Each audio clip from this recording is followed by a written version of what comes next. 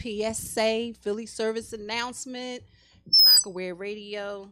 Take over Tuesday, every Tuesday, 5 to 6. Love, support, and grace is real. Resources, activism, and art. And today we have special guests. We always have special guests. Brother Rue doing probably the most because he's always doing a million and one things. You bring the microphone close to you, yeah. Yeah, he doing a million and one things probably. So he get here when he get here. But we ain't gonna hold our special guests up because she's here. She showed up. I wanted to introduce herself. Um, and then we gonna get this thing started. So without further ado, our beautiful, lovely special guest. Hello, everyone. My name is Anisha Bonelli. I am actually a Pennsylvania real estate agent here in PA. I can help buyers, investors, sellers. I have actually even added on a service to actually help fellow real estate agents. I will be adding transaction coordination to my belt as well. So, any real estate agents that are looking to mainly focus on gaining more clients and not necessarily the paperwork and the back and forth for transactions, feel free to reach out to me and I'll take care of you. Okay, so real estate is definitely something that I personally have like been considering and thinking about in my journey. But before we get into everything, where can people find you? Do you have a brick and mortar that you're at? Do you have No. social media, websites, any contact information, email, phone numbers, anything? I have all of the above with the exception of an actual brick and mortar office. Okay. So with EXP, they don't have like a physical brick and mortar office. We do have a subscription through Regal. So in the event we do need to meet with clients, there are several locations without the city that we can actually go ahead and meet up with our clients. Okay. If you guys are actually looking to reach out to me on Instagram, I am Agency by Anisha. My name is spelled Anesha. I am also on Facebook by Anisha Bonelli. My last name is spelled Bonelli. Phone number, anybody that is interested in real estate or even have questions, regardless of where you may be in the process as far as real estate, you can give me a call directly. My cell is 215-459-8108. Looking forward to hearing from you guys. Okay, so getting into you kind of like broke down, excuse me, like everything that you can do, right? Yes, ma'am. On it within a day's work, like what is it that you generally do with real estate Gotcha. Specifically? So we'll take today, for instance. I actually, my seller recently got under contract effective yesterday. So today I was inundated with making sure I had all the proper paperwork, the agreement of sale was taken care of. There was a change in terms addendum that I recommended the buyer's agent complete because I noticed that there was an issue. Mm-hmm. So I'm a stickler for paperwork. I need all of my documentation to be correct because if anything happens, my client is going to come to me. So I want to make sure that when they're getting under contract, there's no issues after we have closing and now stuff is coming up. So I make sure that paperwork is taken care of ahead of time. So it was a bunch of just back and forth with my seller, the buyer's agent, of course, the buyer's agent reaching out to the buyer so we can get all this documentation taken care of. Then you have to upload it to your broker's transaction account so they can keep track of it. So it's a lot that I do that I don't even explain to my clients because I don't want to overwhelm them. Right. There were several occasions where I did a lot of things on the back end and my buyer was never aware until we were actually sitting at the closing table and they couldn't believe what I was doing in between. And I feel as though with real estate, period, it doesn't matter if you're a buyer, seller, or investor. It is an emotional transaction. It definitely. So I try to make it so that you can enjoy the actual experience of just purchasing or selling a home. So all the back end, all the back and forth in between your title company, your sales rep, the insurance company, I handle all of that communication to make sure everything is done. Your home inspector to make sure your inspections are completed on time. The report is delivered on time. The appraisal report, all of that I handle so that you can just enjoy either purchasing that property or sitting back and collecting that money as a seller. Exactly. So I have had the opportunity to go through that process as a homeowner, Nice. but as a buyer, not a seller. But I know it's probably people out here that like really want to like exactly what, like, starting from the bottom. If you was to explain it to somebody who is, has no idea what real estate is, where do you even start at in real estate, right? If you're looking to either invest or purchase or just become a real estate agent yourself or get licensed and, whether in Pennsylvania, New Jersey, or wherever, um, it's a lot that goes into it. So, Yes. like the very, very bottom of it, where do you start? I would recommend starting with the real estate agent strictly because anybody that you're going to need in a real estate transaction, your real estate professional is going to know those people. So, from your lender to your home inspector to your appraisal to your insurance person to your title company, all of these people, your agent will already have a nice selective amount of group. And even if they're just starting out as a new agent and may have not made those connections yet, the broker will typically have preferred vendors that they can then have them reach out to. I have been licensed since 2017, and I have been working with the professionals that I have been working with for the past 5 years, and have closed a few different transactions, mainly due to a real estate group that I'm a part of. So, if you are actually looking to invest, if you're looking just for general knowledge or information, there is a group that is on Facebook. It is called BRAG. It actually stands for Black Real Estate Alliance Group. Anything real estate you can find in this group, Wow. from investor information to funding information to agent information. Everybody that's embodied in a real estate transaction you will find inside this group. And I have had the privilege to close quite a few different transactions with several members within this group. I've even gained clients through this group as well. So it is definitely a go-to group to go to. You definitely want to make yourself get out there. But yet again, I am a available resource. So if you may not know where to start with me. Start with your agent. You want to get pre-approved. The very first thing you want to know is how much you can afford to purchase. There is no sense in taking a look at houses until you get that pre-approval. There is no worse heartbreak than taking a look at these properties, and once you get pre-approved, it's nowhere near the amount. Oh my goodness. I've I've been a homeowner now for maybe 16 years. So it was a long time ago.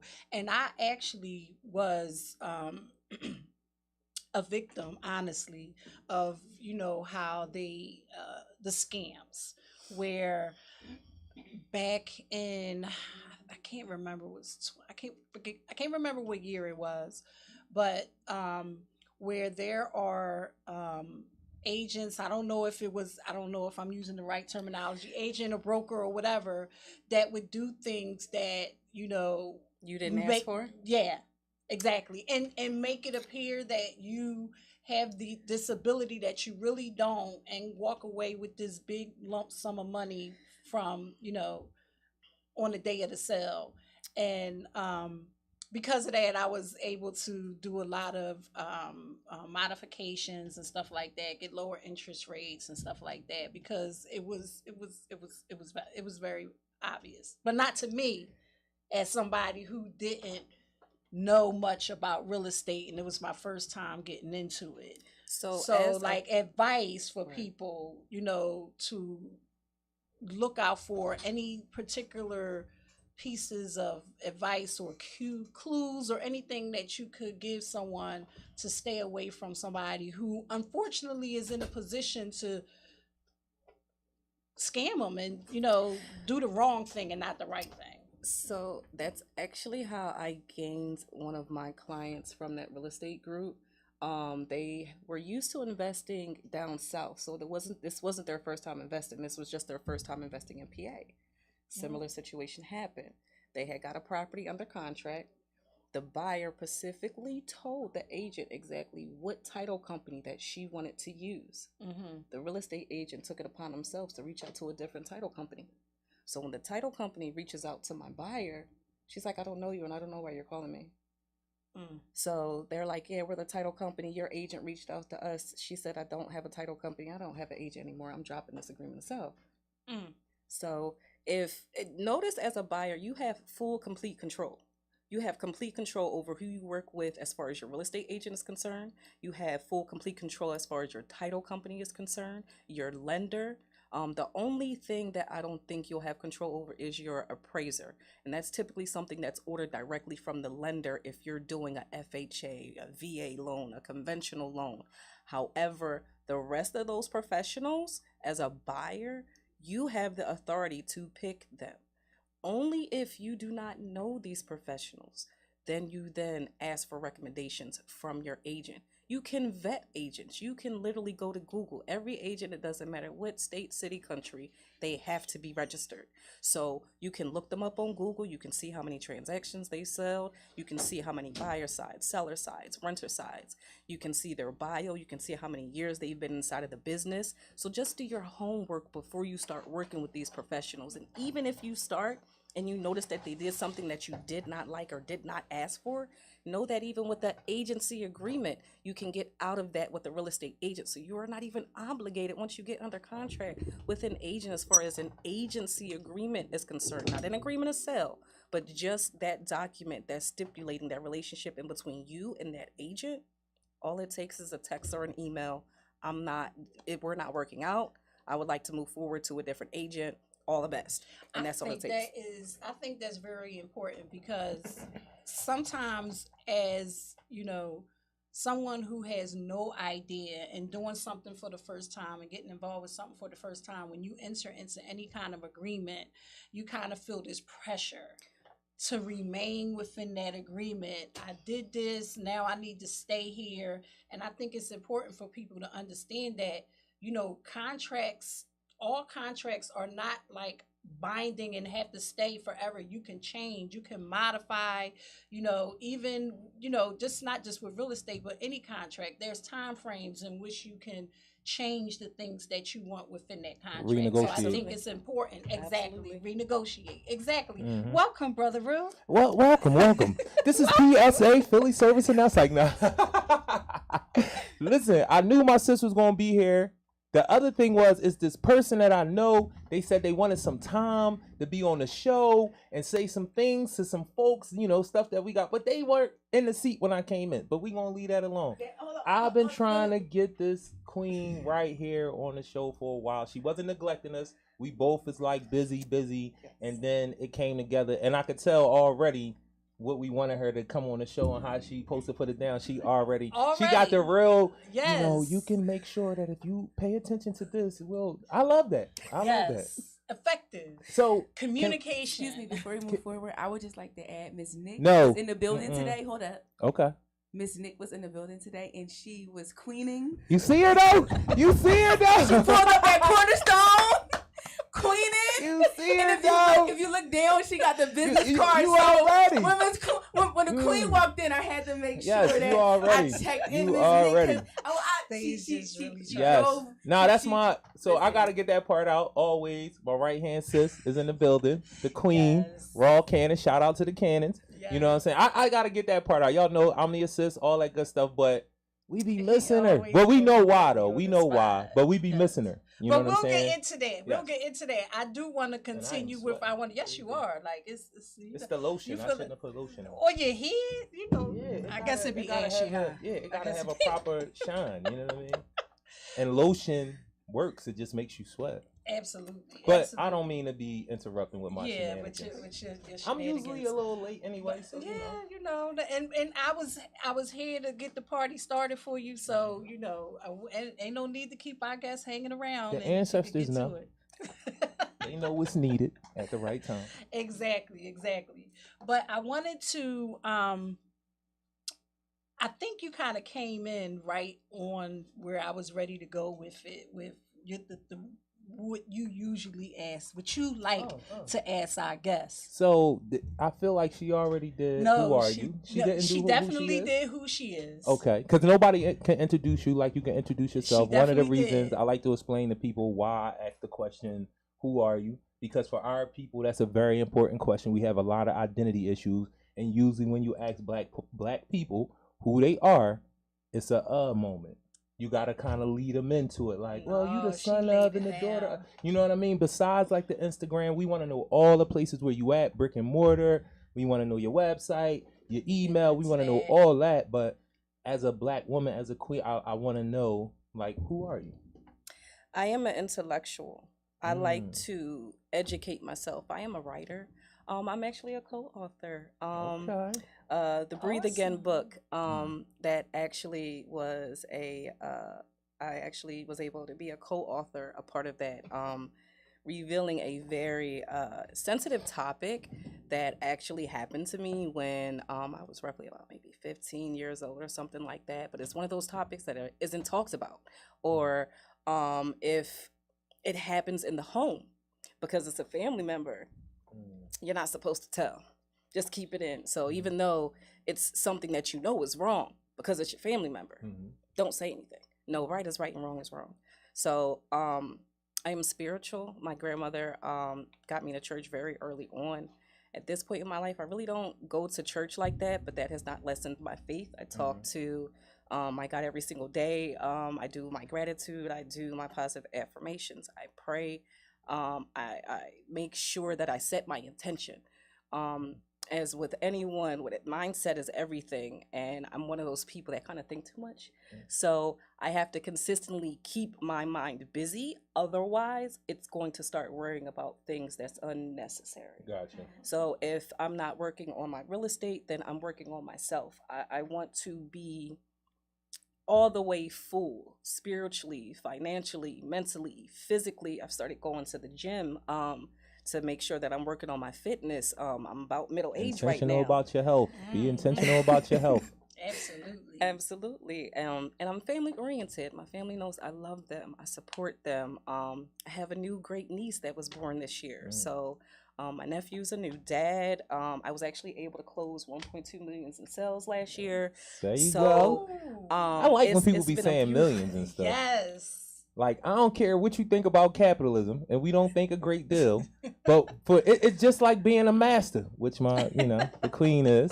It's just like being a master. No matter what you think about capitalism or what you think about the American school system, it takes something to become a master, to do anything that involves millions of dollars. Anything. You know what I'm saying? Like, if you could Anything. get to a point where millions are involved, because I've been a thousandaire for a long time. And trying to get to the sixth part I'm creeping, but it's like, so You gonna get there. it takes something. All jokes aside, it takes something. And that leads me into my question, two questions before I ask my main question. Okay. One is, when you said you were spiritual, I like to dig a little deeper into that, but you kind of explained what spiritual was. But I'm an empath, so I feel energy. Can you explain to people what an empath is? An empath is a person that can actually feel energy.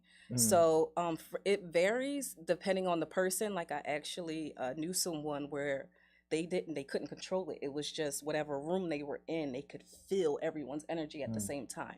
With me, it's not like that. I have to be in close range of you, but then I can then begin to get your vibe. So Right. if we're sitting and we're having a conversation and you may have a hidden agenda, I will still communicate with you because it's respectful. But I will also know that at the end of that conversation, it's going to be the last one we ever had. See, and I met her, and she came on the show, so I know I was standing close enough to her that day.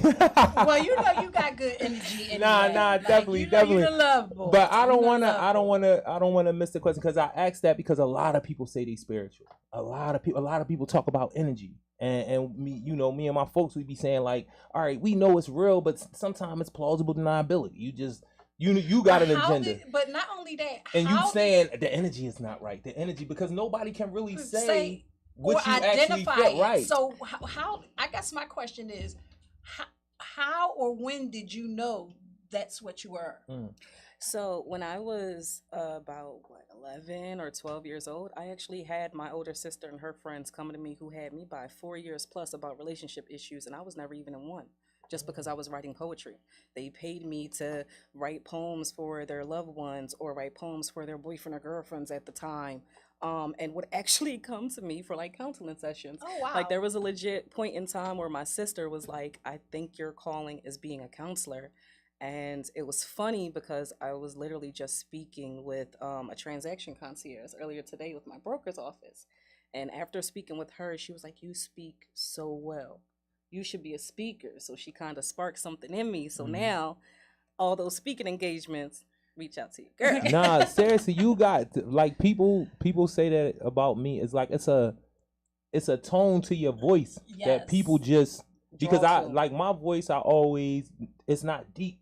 You know what I mean? As I got Right. older, it got a little deeper, but it's not deep. So I don't think that's what you hearing. You're like I'm Right. thinking, okay, you hearing a young boy, but I'm about to be 45 Right. because that's what everybody say. But then people tell me like, no, when we listen to you, your voice is cool. Like And I think it's also a confidence that comes with your words, like when you're talking, the way you put your words together, and the message that you get across to people helps with Right. people.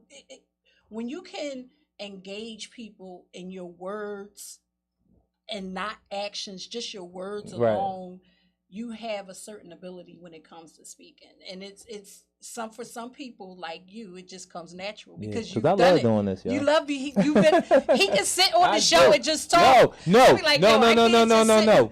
Hold up. You can. Hold up. You I can. cannot You sit on can. the show by myself. I'm letting people understand I do not like being on the show by myself. That's I why do I'm it tired. because we a family. And I understand that my sis is when you talk about a multi-dimensional woman, I know that she is that. So it's like I don't feel like she just like F the show. And even if she was that day, I know that there's so many things going on that it's not necessarily F the show, but it's just like I ain't Jarue, I don't. It's not me there that today. day. It's too many just me things. that Yeah, day. like and it's sometimes, and it's that's some just other stuff. anything. Yeah, That's just yeah. anything with the kids. No, it's me. With the husband. No, it's me. With work. No, it's me. Right. Sometimes with the show. No, it's me. and I respect it. And that's it. That So I do doesn't my mean ones there's and no twos, less y'all. love. There's no less love. When I know it's her day, it's me. Like she just said, I got to step up. This what family do. Yeah, But that's what the spiritual. Before you move on, Mhm. I don't think it's necessarily what you say, because for me, it's never what anybody is saying to me. Is how you say it. It's your tone. Your tone is tone good. is your most Absolutely. important thing Right. when it comes to me. I can't even effectively hear your message if your tone isn't right. Right. So when it comes to your speaking, I feel like it's your tone. It's welcoming. It's informative. It's friendly. People are engaged and they want. It's attractive. It's called an attractiveness. Energy wise, energy is nothing but a fancy word for attraction. Mm-hmm. Yes. Mm-hmm. Can we talk about this? We can, See, but I want to ask you something else. What is your resource? As What is far your as- resource? Just what is your resource? This is a resource show. So, as far as network wise, my Anything, resource is what? just I already mentioned the Bragg group, the Black Real Estate Alliance group. That's where I mainly find all the people that I network with. So all of the professionals that I'll be referring to you or you'll be dealing with throughout the course of the transaction. These are all people that I have went through for the Bragg. Now, when it comes to me, my own development, I actually have, you'll be the first to know, I have some things that I am working on for 2023. One of my, I was glad to see this card here. One of my main focus is veterans. So I am not a veteran myself, but I come from a family of veterans. At one point, I actually used to date an Air Force vet. I have Marines in my family. I have Army in my family. So veterans have always been near and dear to my heart, and it hurts my heart to see these veterans outside, because even if you may not be ready to buy a home as a veteran, there is a Section 8 version for renters for veterans. It's called HUD-VASH. Yep. So even if you want to rent, Wow. there is an opportunity that's available for you that's like Section 8, but it's made for veterans. Well, They since don't you know said this. that, it's a good segue on in, man. Come on. This is a segue. This is a segue. Segue to on in, man. Let all her know of the what you things do. that I have been working on for me to get myself out there so that I can be a part of the solution, specifically with veterans. I started working with veterans, I'm going to say maybe, I'm going to give it take probably about maybe 10 years ago. And I started working with veterans in the homeless population and employment and workforce and trying to gainfully get employment. And for me, there should be no such thing, right, as a homeless veteran. No. And veterans should have the resources. The resources are there, they just don't know about them. It's a lot of veterans out here. It's not only that, the VA is not good with giving this information. And this is people that have come from within the business that were like, they're not good at giving out this type of information. And I have been trying to get a hold of the VA because I'm willing to hold real estate seminars for our veterans so that they are aware, they're privy, they have the education, they can make an informed decision. They can get off of those streets. And 'cause they guess shouldn't what? be there. We were meant to be here together today. Yeah. See this See? energy? We were meant to be here together today because although I am, my goal is homeless outreach, I work in collaboration with a lot of transitional housing programs where they have, you know, classes and courses and sessions with veterans while they are in the process of trying to gain housing.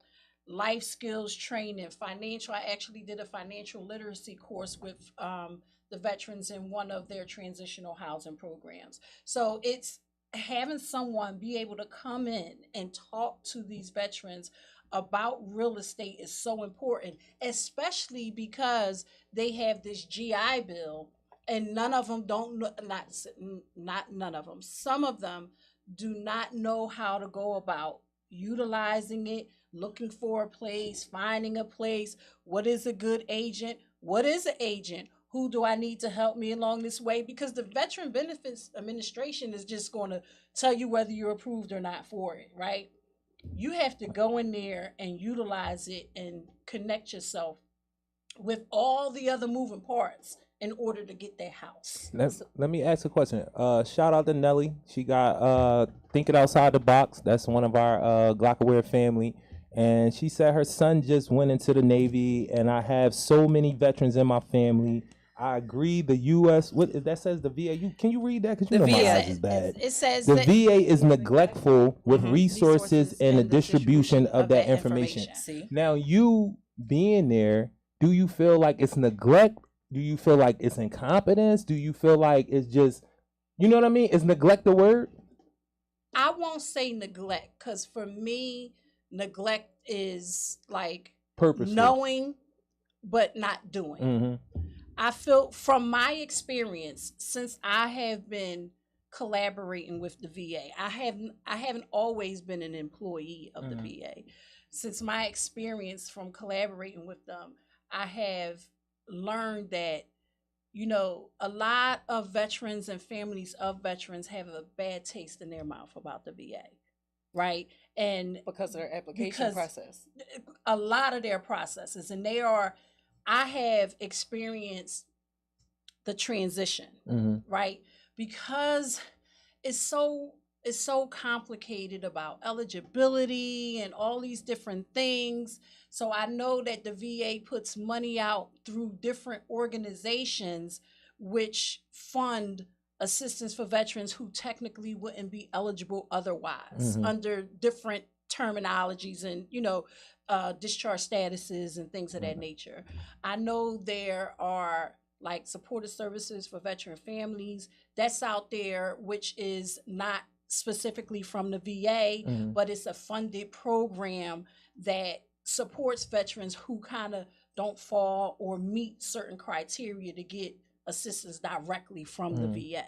So it's a lot of bureaucracy. Like it is a lot, but it's a lot that I don't know, right? So I'm just speaking from my experience and what I have learned along the housing spectrum with resources for housing specifically.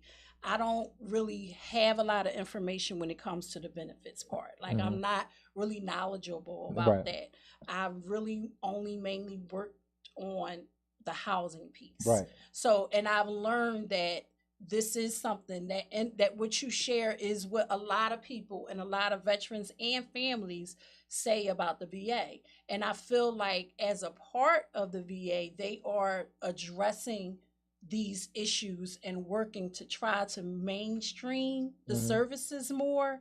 Um, and one of those ways is like putting, having services through community agencies and nonprofit agencies that can provide the assistance otherwise. But I feel like, it's a lot that I don't know.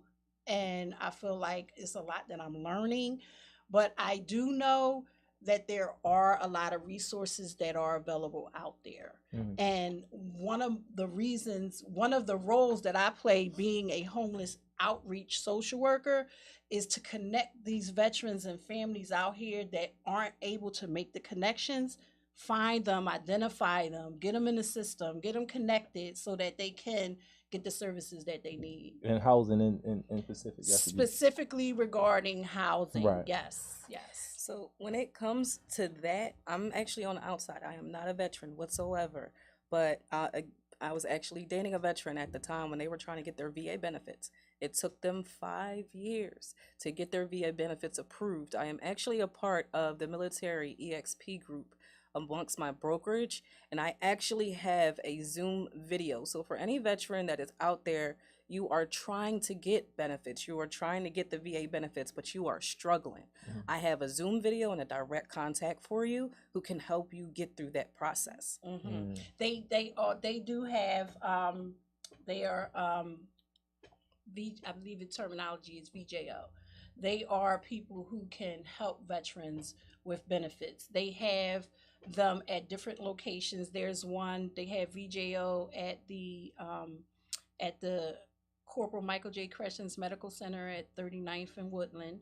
They have one that comes past the VMC, Veterans Multi-Service Center down 4th Street, which is where I'm at, that comes past there.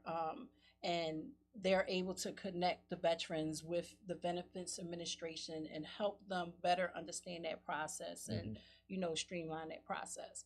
So it's a lot that I'm learning, and it's a lot that I'm hearing outside of the housing piece, because when you think about it, all of it kind of goes together, right? When you think about trying to provide supportive services in a holistic way, you have to be able to address all of those pieces, all of those moving parts, the benefits, the medical, the mental health, the housing, the employment for those that are employable. So it is a lot that goes into really, really holistically helping a veteran, and I'm just one piece of it. And that's something that we've been talking about a lot with a lot of different things. Like, it's no way to just be have one particular thing that you do.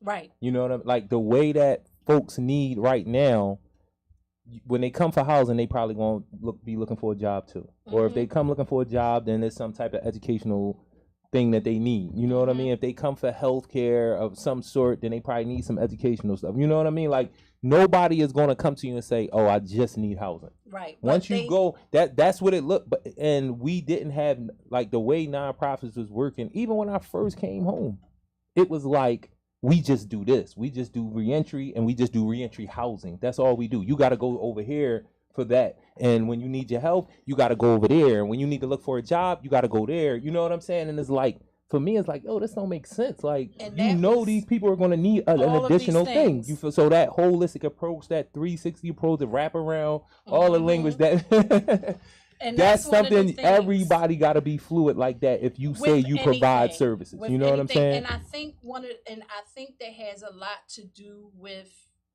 the grant writing and where the money is coming from and how you have to divvy out the money. I had the pleasure of working for an agency in Delaware County, Community Action Agency, who took that approach and put all of those things under their umbrella. Like, you can come in regardless of who you were for housing. You could address your employment needs, and and that was with anybody, veterans or anybody. But one of the things that I wanted to say was, when you look at it holistically, it has been basically like research has shown that when you are housed, it's a lot easier to work on the other barriers that you're facing. When you are out here literally homeless and don't have a place to go, it makes it a lot more difficult To do all to the other address things. all of the other barriers that you're facing. So that's where like a lot of the housing models now, rapid rehousing, house first, work on the barriers later, is coming into play. But with the housing crisis that we have, and you know, the red tape and the red lining of, you know, the available properties and the complicated process that, you know, a lot of, not a lot of, some landlords, and with rightfully so, don't want to rent, right? Because of history. And that's understandable, but yet we still have to be able to address these issues. Like if you and that's why they put so much money out there for landlords, ways to, you know, give them tax write-offs, grant, you know, different things to try to give them incentives Right. to house people who don't have credit or a good housing history, evictions on their record. There's different things that's going out there for people in general, not just for veterans, to kind of help address the housing crisis. So the thing I want to ask you is what do you do for gentrification? Like what is the, like we keep talking about gentrification. Okay, it's happening. It's an attack on black folk. It's another, it's, I guess you can say, reverse redlining, because at first they didn't want us to be in the suburbs. Now they don't want us to be in the city, and they trying to push us all out. They're not trying, they are. And then you notice that the people that's coming in the city is not even native to Philadelphia. You got people from Utah and Portland, all these young professionals and all that. That's what the city is marketing itself for. That's why the colleges are dominating the way they dominate, because they create the young professionals, and the young professionals work for the universities in different places all over the city. So as I guess you could say, as a defense, as a strategy, as people who are being pushed out, as a somebody that's in real estate, very informed about real estate, what is one of the things you say for us to maintain a block, to buy a block back, to compete? Like how? So the real estate group that I'm actually a part of, the owner of that group legit bought a block in West Philly, right near Lancaster Avenue. I actually have the privilege of driving past his location every time I go to the gym. DMH Investments, he actually took it lot by lot and just kept buying, took it all, made it an accumulative multi-unit property. So instead of just having one or two people, he has multi-units. He has anywhere between 4 to 6 different units on that one block, making whatever amount that the man may be making just off of that. So I will educate you. I'm not going to charge you for education. If you want to know about real estate, you want to know the process, you want to know the credit score, you want to know the down payment range, reach out to me. That's what I'm for. My way of a defense, as you put it, is to educate, because that's the only defense we have with anything. Another thing I would challenge people to do: follow the money and follow history. This is not the very first time that this happened with real estate, as far as the interest rates and the way the purchases were working, the low inventory, and now everything is starting to make it shift. It's actually projected to start becoming an investor's market. I've been hearing talks of 3% conventional loans for investors. So we could be on the verge of an investor's market where investors, if you are ready, willing, and able, this could be an opportune time for you to start purchasing real estate. Even last year when the interest rates were going up, you have to pay attention to the opportunities. There is always opportunity.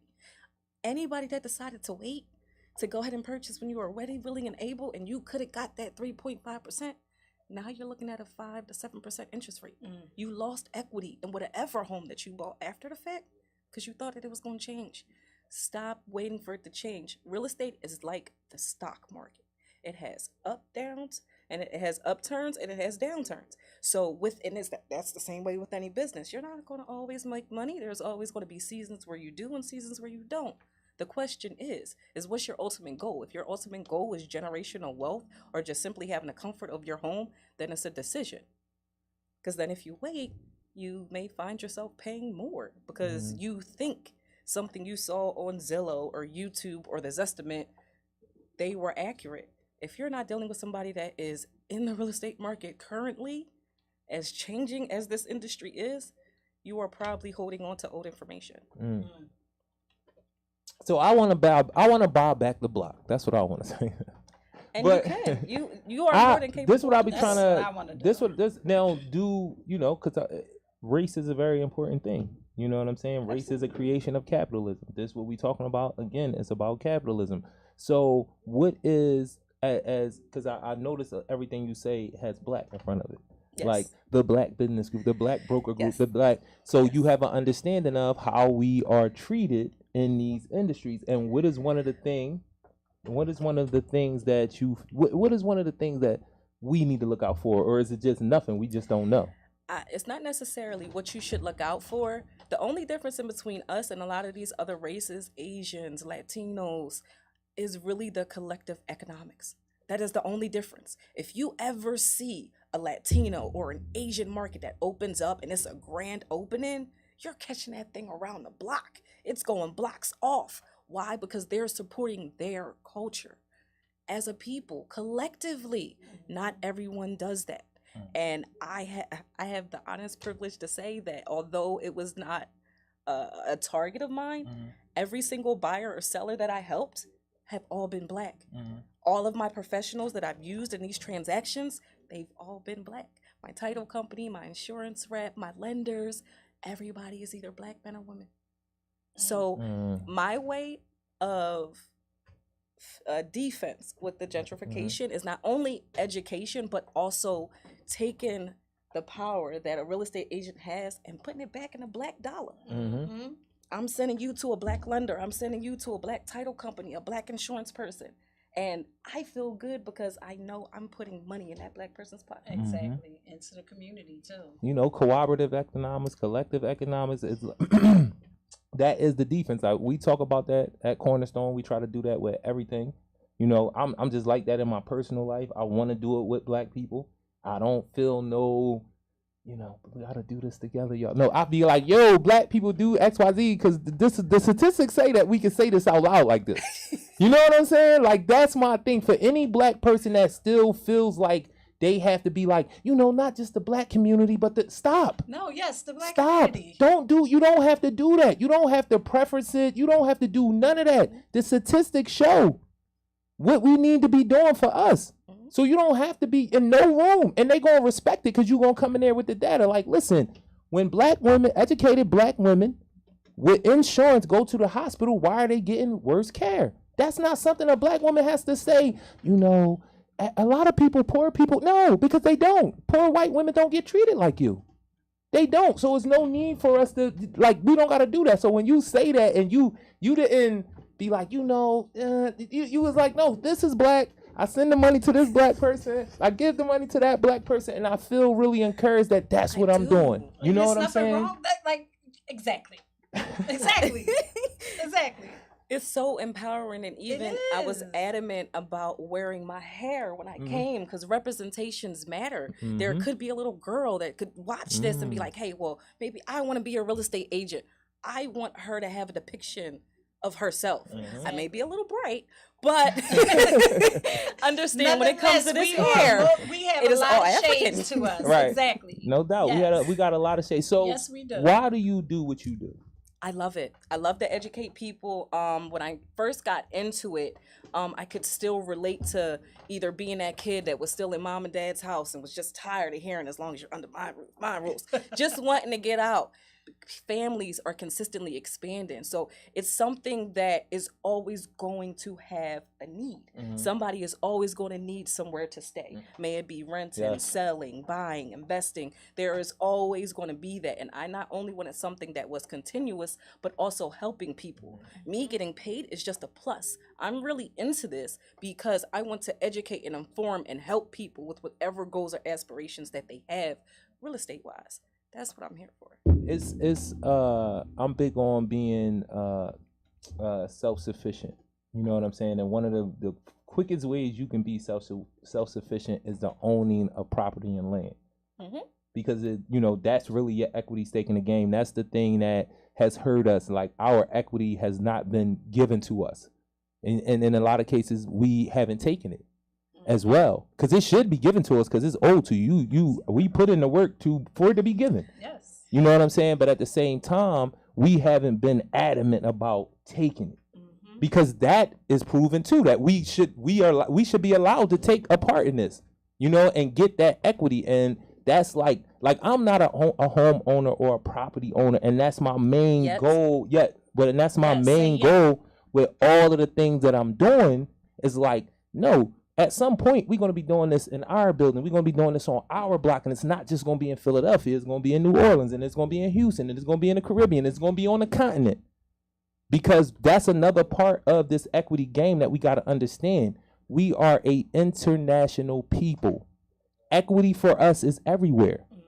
You know what I'm saying? Everybody else is moving around in that way. Like you said, I like to tell people, China has 2 billion people. And one of their strategies is to send millions of people into your country. Become a voting bloc, buy stuff up. You know what I mean? And that's now China is in your country in an equitable way because they have 1 million of their residents living in your country, buying up land, opening businesses, taking political seats and so forth and so on.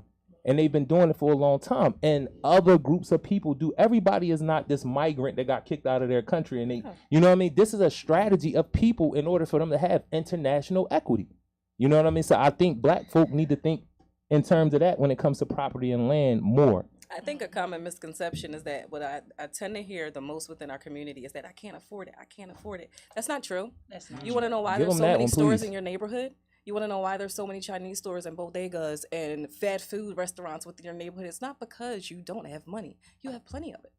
You have poor spending habits. You don't know how to save. You don't know how to budget. You don't know how to create one. Reach out to me. I have these professionals on my roster, from accountants to financial planners to financial advisors.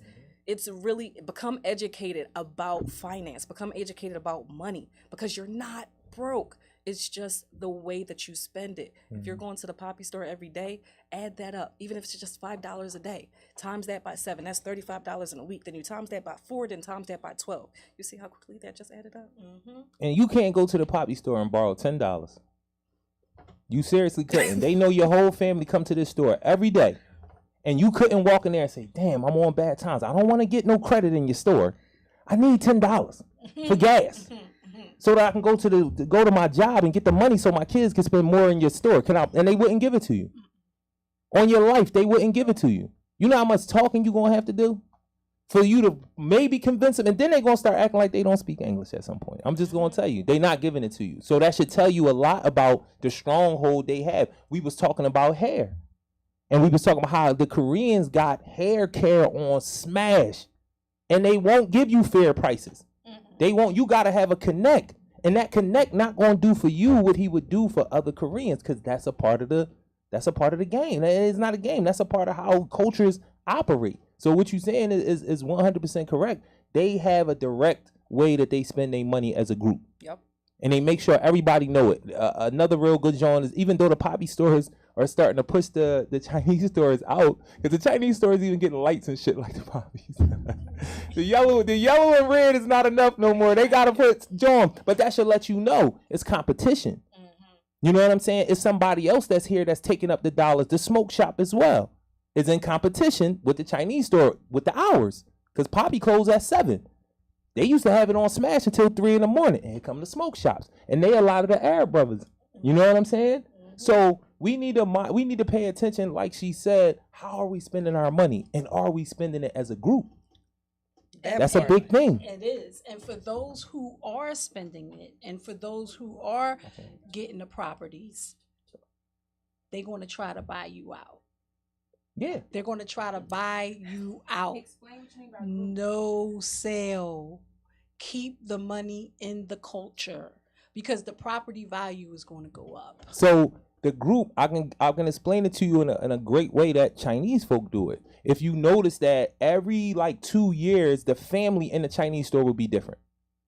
That's group economics. Or another example could be is you can say what you want when you see a car full of Chinese people or a car full of Spanish people. But think about that.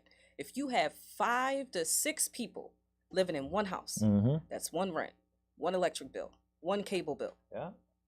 And everybody gets a circuit. Yeah. Save that money, and with 5 to 6 people, it's not going to be long. I Set out a tried. certain amount per month, every 2 weeks, depending on when people get paid. Do that consistently, and you can actually buy something cash within a few years. I tried it.